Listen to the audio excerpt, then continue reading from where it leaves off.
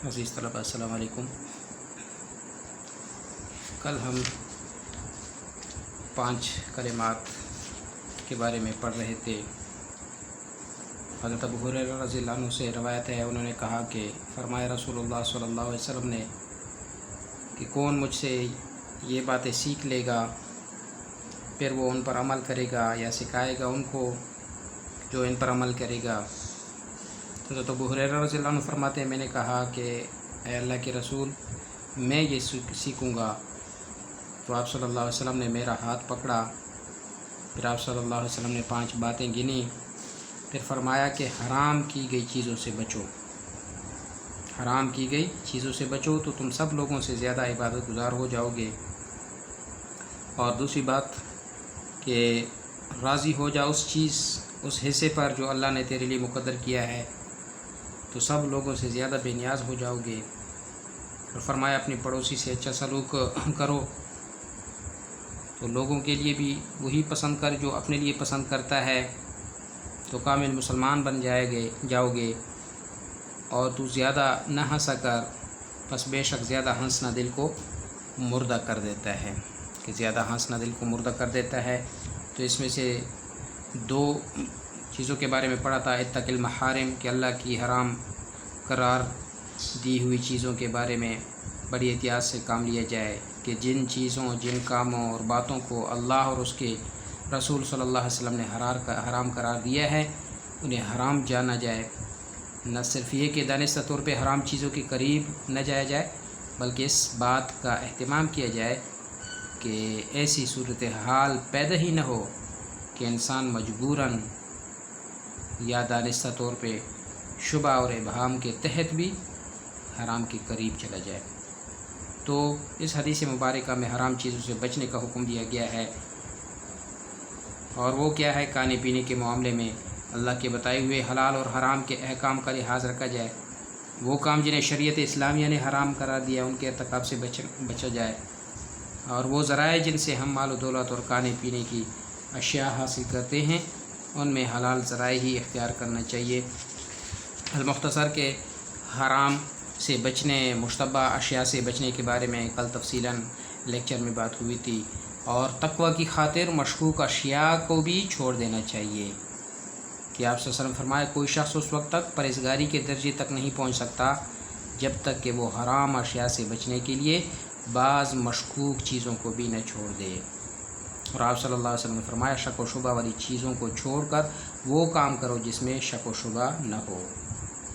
और हराम के इर्तिकाब के नताइज क्या होते हैं, हज़ूर नबी करीम सल्लल्लाहु अलैहि वसल्लम ने जिस तरह कल फरमाया कि एक आदमी का ज़िक्र फरमाया, लंबे सफ़र, मुसाफिर है, लंबा सफ़र है, बाल परगंदा हैं, और वो सफ़र की जो हालत होती है उसमें बंदा जो भी दुआ मांगता है उसकी कबूल हो जाती है। और वो या रब या रब या रब कहता फिर रहा है, लेकिन उसका खाना भी हराम, पीना भी हराम, पहनना भी हराम, हराम माल से उसकी परवरिश हुई, तो उसने फरमाया इस सूरत में इसकी दुआ किस तरह कबूल हो सकती है। और फिर आप सल्लल्लाहु अलैहि वसल्लम ने फरमाया कि जो शख्स हराम की कमाई से सदका खैरात करता है उसका ये फ़ेल कबूल नहीं किया जाता, जो खर्च किया जाए उसमें बरकत नहीं होती।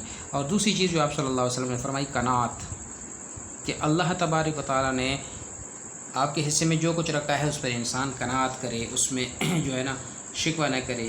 तो आप सल्लल्लाहु फरमाया, उस शख्स ने फ़लाह हासिल करनी जिसने इस्लाम कबूल कर लिया और उसे सिर्फ ज़रूरत के मुताबिक ही रोज़ी दी गई, और अल्लाह ने उसे जो चीज़ अता फरमाई वो उस पर कनात करता है। तो मोमिन का रवैया ये होना चाहिए कि अल्लाह ताला ने उसे जो कुछ अता फरमाया वो उस पर राज़ी हो जाए, उस पर कोई गिला शिकवा न करे। और आज जो है ना एक तीसरी नसीहत जो आप सल्लल्लाहु अलैहि वसल्लम फरमाई कि हमसायों से हुस्न सलूक। तो हमसाए वो लोग हैं जो एक दूसरे के करीब तरीन रहते हैं,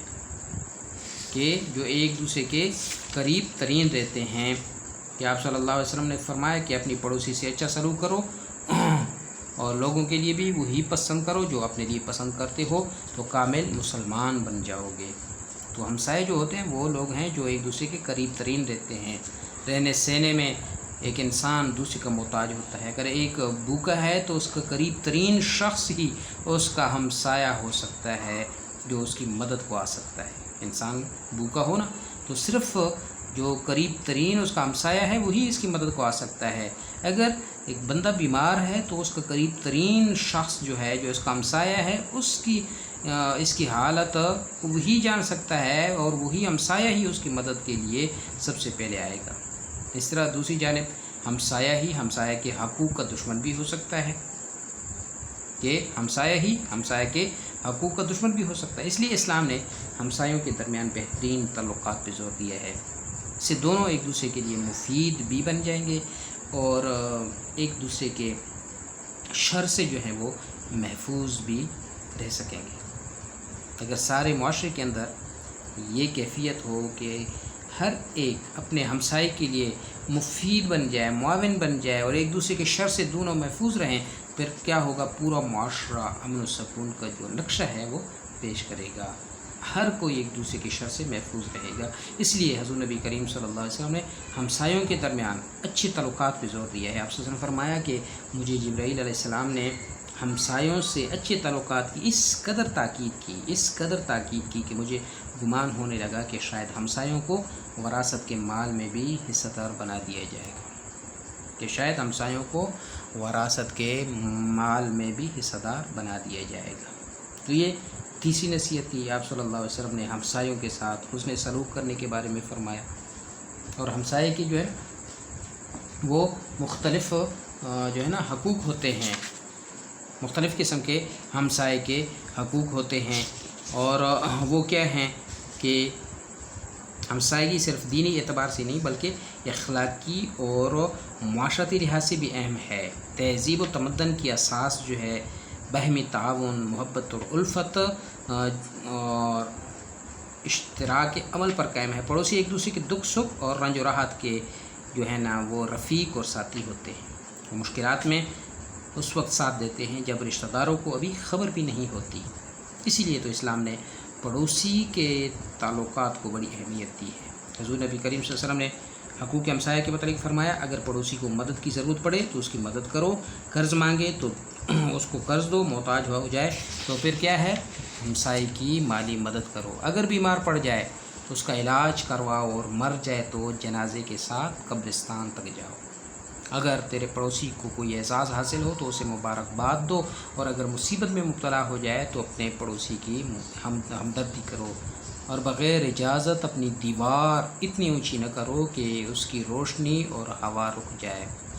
اور آپ صلی اللہ علیہ وسلم نے یہاں تک فرمایا، کوئی میوہ یا سوغات وغیرہ لاؤ تو اپنے پڑوسی کو بھی اس میں سے دے دیا کرو۔ اور چوتھی ہدایت جو آپ صلی اللہ علیہ وسلم فرمائی اس حدیث میں، جو چیز اپنے لیے پسند کرو تو دوسروں کے لیے بھی وہی پسند کرو۔ حضرت انس رضی اللہ عنہ سے روایت ہے، حضور نبی کریم صلی اللہ علیہ وسلم نے ارشاد فرمایا، تم میں سے کوئی شخص کامل مومن نہیں ہو سکتا جب تک وہ اپنے بھائی کے لیے بھی وہی چیز پسند نہ کرے جسے وہ خود اپنے لیے پسند کرتا ہے، کہ جب تک وہ اپنے بھائی کے لیے وہی چیز پسند نہ کرے جو خود اپنے لیے پسند کرتا ہے۔ اور حضور نبی کریم صلی اللہ علیہ وسلم نے فرمایا، دین نصیحت اور خیرخواہی کا نام ہے۔ دین جو ہے وہ نصیحت اور خیرخواہی کا نام ہے۔ تو آپ صلی اللہ علیہ وسلم سے پوچھا گیا کہ کس کے لیے خیرخواہی نصیحت ہے؟ تو آپ صلی اللہ علیہ وسلم فرمایا، اللہ کے لیے، اللہ کی کتاب کے لیے اور اس کے رسول کے لیے، اور مسلمانوں کو ائمہ کے لیے، اور عام مسلمانوں کے لیے۔ کس کے لیے؟ عام مسلمانوں کے لیے۔ تو عام مسلمانوں کے لیے خیرخواہی کا معنی یہ ہے کہ انسان جو چیز اپنے لیے محبوب اور مرغوب سمجھتا ہے وہی دوسروں کے لیے بھی پسند کرے۔ اس حوالے سے حضور نبی کریم صلی اللہ علیہ وسلم حدیث ہمارے سامنے ہیں کہ دوسرے مسلمان بھائیوں سے ہمدردی، خیرخواہی اور محبت کا اظہار کرنا چاہیے۔ دوسروں کے حقوق مارنے، ان کے حقوق کے پیچھے پڑے رہنے کی بجائے ان کے لیے اپنی ہی طرح کی چیز پسند کرنے کا حکم دیا گیا۔ تو اس کا فائدہ کیا ہے کہ اس سے دوسروں کے حقوق کے محفوظ رہنے کا طریقہ کار ملتا ہے۔ دوسرے لوگوں کے دلوں میں نفرت کی بجائے محبت پیدا ہوتی ہے، خود غرضی کی بجائے اثار اور خدمت کا اظہار ہوتا ہے۔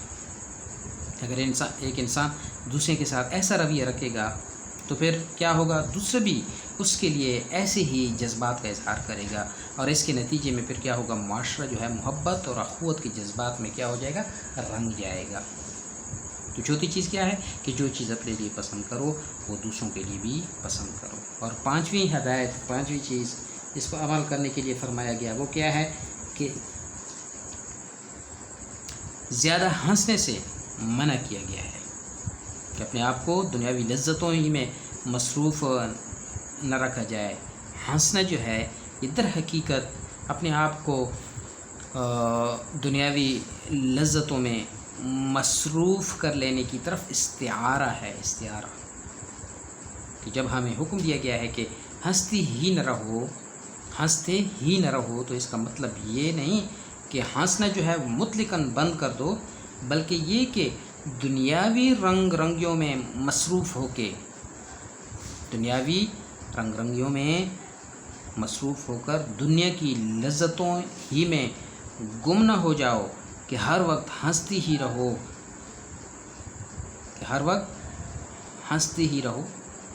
تو ہر وقت ہنستے رہنا غیر سنجیدہ، غیر ذمہ دارانہ رویے کی طرف اشارہ ملتا ہے۔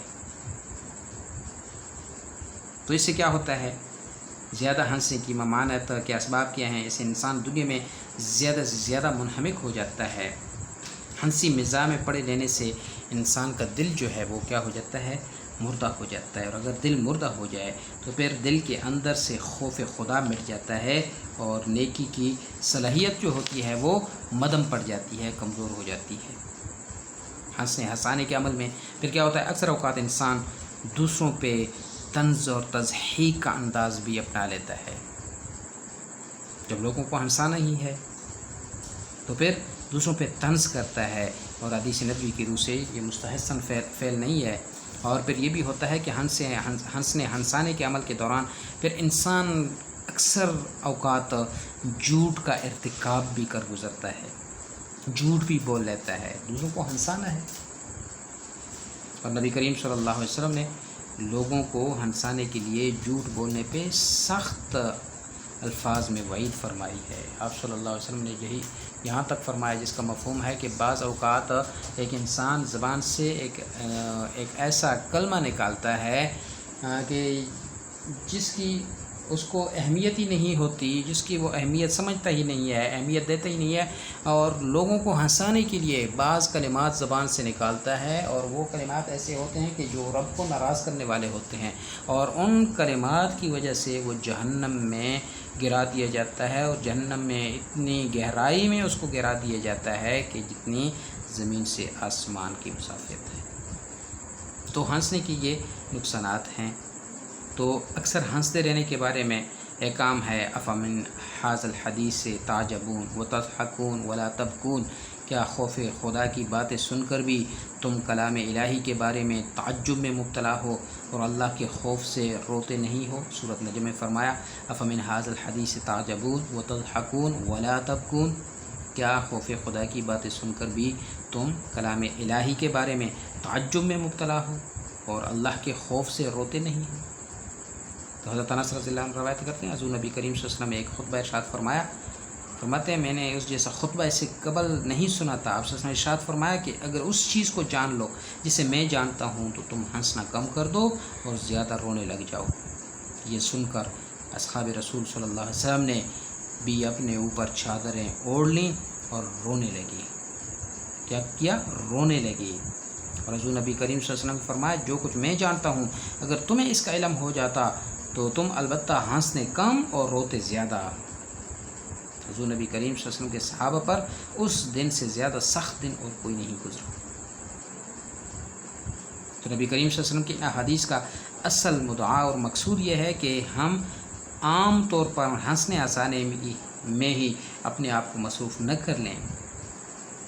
تو ہنسی مزاح اور اسوہ حسنہ یہ بھی ہے۔ دین فطرت اس قدر خشک نہیں کہ وہ لوگوں کے ہنسنے پر بھی پابندی لگا دے، بلکہ یہ دین بڑا فطری دین ہے۔ خود حضور نبی کریم صلی اللہ علیہ وسلم بھی اس سے بھی ثابت ہے کہ آپ صلی اللہ علیہ وسلم اپنے اہل و عیال اور صحابہ کرام کے ساتھ مزاح بھی فرماتے تھے۔ آپ صلی اللہ علیہ وسلم نے زندگی کے ہر گوشے میں اپنا نمونہ پیش فرمانا تھا، اس لیے آپ صلی اللہ علیہ وسلم نے ہنسنے کے آداب بھی بتائے اور ہنس کر لوگوں کو دکھایا بھی ہے۔ خوشی کے موقع پر آپ صلی اللہ علیہ وسلم نے شرعی حدود کے اندر خوشی منانے کے طریقے بھی بتلائے ہیں۔ لیکن ساتھ میں یہ تنبیہ بھی ہے کہ بندہ اتنا غافل نہ ہو جائے کہ ہر وقت دنیا کی لذتوں میں لگا رہے، ہنستا ہی رہے اور خوف خدا جو ہے وہ اس کے ذہن سے مٹ جائے۔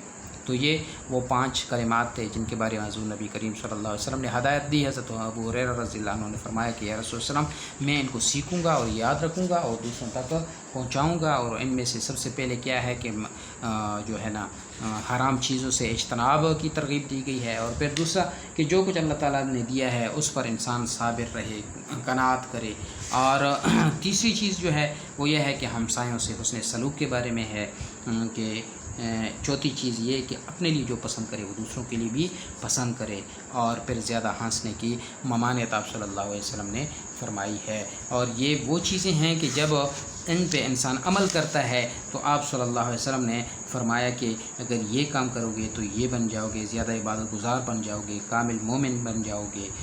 تو اللہ تبارک و تعالی سے دعا ہے کہ اس حدیث پہ ہم سب مسلمانوں کو عمل کرنے کی توفیق عطا فرمائے۔